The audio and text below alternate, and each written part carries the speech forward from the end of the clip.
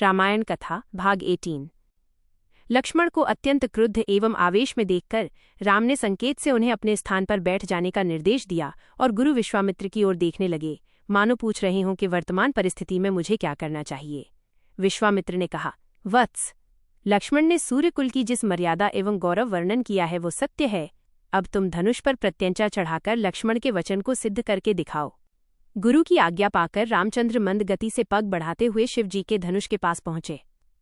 राम को धनुष की ओर जाते देख सीता और उनकी सखियां तथा जनकपुरी के समस्त दर्शकगण अत्यंत प्रसन्न हुए, किंतु उनकी प्रसन्नता को संशय ने घेर लिया।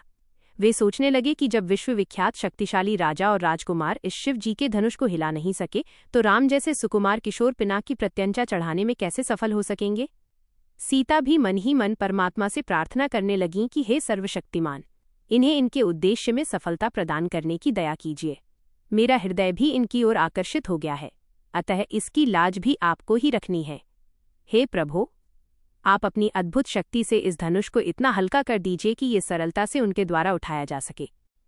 धनुष के पास पहुंचकर राम ने धनुष को बीच से पकड़कर सरलता के साथ उठा लिया और खेल ही खेल में उस पर प्रत्यंचा चढ़ा दी। प्रत्यंचा चढ़ाकर ज्यों ही उन्होंने धनुष की डोर पकड़कर कान तक खींची, त्यों ही वो धनुष भयंकर शोर मचाता हुआ तड़तड़ा कर टूट गया। उस नाद से अधिकांश दर्शक मूर्छित होकर भूमि पर गिर पड़े। सिर्फ विश्वामित्र, राजा जनक, राम, लक्ष्मण आदि कुछ ही ऐसे लोग थे जिन पर इस भयंकर स्थिति का कोई प्रभाव नहीं पड़ा।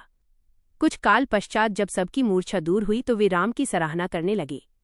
धनुष भंग हो जाने पर राजा जनक ने विश्वामित्र से कहा, मुनिवर, मेरी प्रतिज्ञा पूर्ण हुई, इसलिए अब मैं सीता का विवाह रामचंद्र के साथ करना चाहता हूँ। मुझे अपने मंत्रियों और पुरोहित को विवाह का संदेश लेकर महाराजा दशरथ के पास अयोध्या भेजने की आज्ञा दें।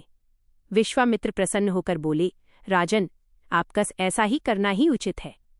अपने मंत्रियों को ये भी आदेश दे दें कि वे राजा दशरथ को संदेश दे दें कि दोनों राजकुमार कुशल पूर्वक यहाँ पहुँच गए हैं। विश्वामित्र के वचनों से संतुष्ट होकर मिथिलापति जनक ने सीता को बुलवाया।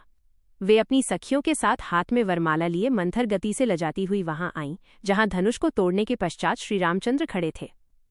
सखियों ने मंगल गान प्रारंभ किया और लज्जा, संकोच एवं हर्ष के भावों से परिपूर्ण सीताजी ने धीरे से श्री राम के गले में वरमाला डाल दी।